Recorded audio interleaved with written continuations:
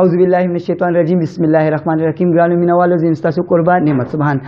موږ سره نن د چمکني ټي وي روزیدار ماشومانو کې دی معاذ بھائی نن رومبه روزه را او خصوصیت دا دی چې دا حافظ قرآن دی. السلام علیکم بھائی. وعلیکم السلام. او د دې سیګمنټ زموږ ملمه چې دی هغه زموږ مشر خالد وقار چمکني صاحب دی چې هغه سابق ایم پی دی او زموږ د کلي درون مشر دی. سر السلام علیکم. وعلیکم السلام ورحمۃ الله. سر موږ تاسو ته په دې پروګرام کې حلقه لیوي سر. مهرباني شکریہ. الله دې عزت وکړي. بیٹا موږ ته د قرآن پاک څخه آیاتونه یو څو آیاتونه تلاوت کا پلیز. اعوذ بالله من الشیطان الرجیم. بسم الله الرحمن الرحيم.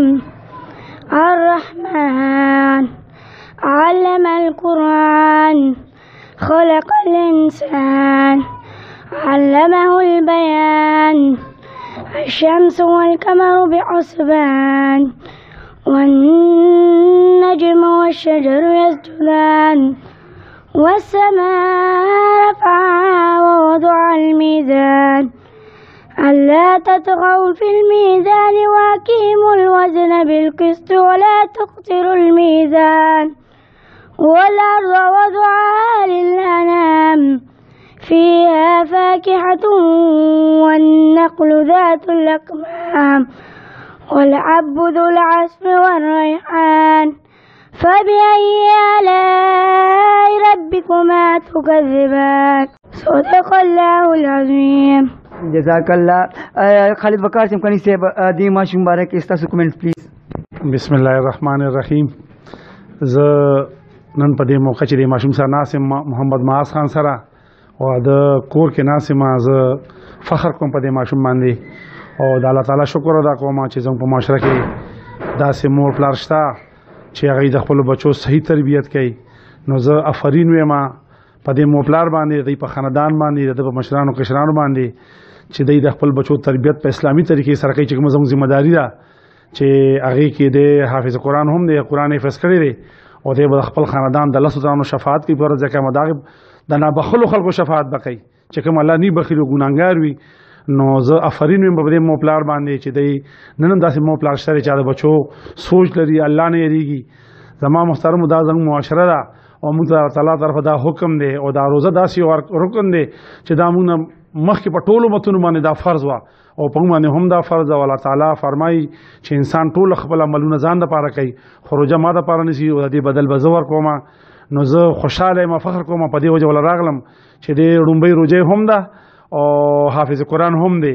نو دله د الله تعالی نور خو بیان ورکي الله تعالی دې نیک عمل کوي او د برکتونو د الله د ټول خاندان واچي او د ټول مشران کشران د الله نیک عمل کوي او الله تعالی د مور پلار لوی اجرونه ورکي او مند کینو داسې بچی روړ او افرین په داسې مور باندې چې په دې وخت کې ماګه خپل بچو صحیح سوچ کوي د الله تعالی د یری سوچ کوي د آخرت سوچ کوي او د الله تعالی د یری او د رضا سوچ کوي او فرین د پپلار باندې چې هغه خپل بچي په داسې ماحول کې چې د فتنو ډک دور دی او د خپل بچي حافظ قرآن کو نو زه خوشاله مو دعا کوم چې الله تعالی ولا د لوی اجرونه ورګي د مو پلار لا دله د میندو خويندو لا د رونو خويندو لا د خاندان لا د مشرانو کشرانو لا او چې د مشران تللی د الله تعالی دغه په قبر نور وري چې دغه داسې بچي پیدا دي چې خپل بچي دی وخت د قرآن سوچ کوي د الله تعالی د رضا سوچ کوي د آخرت سوچ کوي او د خپل بچي تربیت کوي په مسلمانۍ په طریقې سره.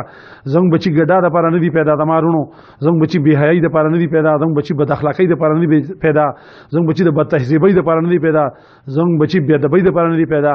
نو د مارونو زه مبارکباد ورکوم د مو پلار ته مبارکباد ورکوم چمکني ټي ولته چې هغه داسې ښه قدم اوچتوي او هغه داسې ملګرو چې کوم نه خلکو ته مخکې کوي داسې بچي او داسې کشران مشران د معاشرې چې هغې نه موږ پکای چې نور بچي رنګ واخلي زموږ نور والدین رنګ واخلي او هغې دا ذهن کې واچوي او هغې هم د خپلو بچو تربیت په دې طریقه کوي لکه څنګه چې محمد معاذ تربیت کېږي.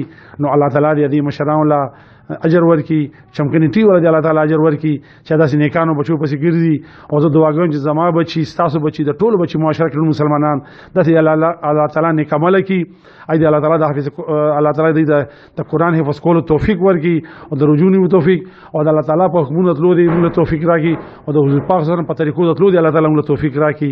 زه په اخره کې د خپل طرف نه محمد معاذ د 500 روپۍ انعام ورکوم چې هغه په دې کم عمر کې روزه نیولې ده او په دا ټول ورځ صبر وکړو او د الله تعالی د حکم تعمیل وکړو نظر خپل طرفه د 500 روپۍ انعام هم ورکوم.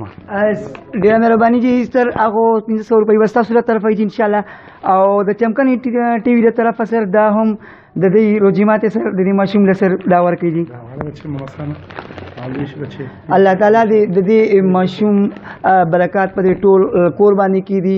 الله تعالی دا نیک عمل لوي کی د دې ماشوم د ښه مستقبل لپاره دعا کوو. په دې خبرو تاسو نه اجازه غواړم د الله پامان.